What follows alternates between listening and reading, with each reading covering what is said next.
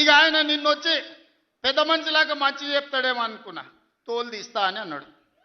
తోలు తీస్తాడంటేనే ఇక నేను చెప్పదలుచుకున్నా, అయ్యేగా నా సంగతి వదులు కానీ మా సర్పంచులు వచ్చిండ్రు, రా ఏ తోలు తీస్తావురా, నీ తోలు తీసుడు కాదు నిన్ను చీరి చింత కట్టి చింతమడకల ఏలాడేసి కొడతారో లేదో మా సర్పంచులు, రా కొడంగల్కి వస్తావా లేకపోతే మమ్మల్ని చింతమడకకు రమ్మంటావా, మా సర్పంచులను తోలుతా.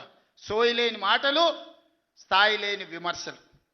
రేవంత్ రెడ్డి ఫ్రస్ట్రేషన్ ఎట్లా ఉందంటే, ఎందుకంటే కేసీఆర్ ఒక గంటన్నర సేపు పెట్టిన ప్రెస్ మీట్లల్లో ఆయన లేవనెత్తిన విషయాలు పక్క పెట్టి ఈయనను పర్సనల్గా తిట్టిండన్న విషయాన్ని మాత్రమే గుర్తుపెట్టుకున్నాడు.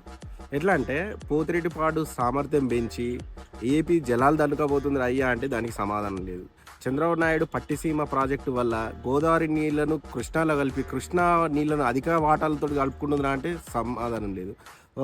రైతులకు బీమా వస్తలేదంటే రైతు బంధు వస్తలేదంటే సమాధానం లేదు. కేసీఆర్ కిట్లు బంద్ చేశారంటే సమాధానం లేదు. ఏ దానికి సమాధానం లేక నన్ను తిట్టిర్రు, నన్ను కొట్టిర్రు, నా తోలు తీస్తా అన్నాడు ఒక చిన్న ఫోన్ లెక్క ఏడ్చుడు.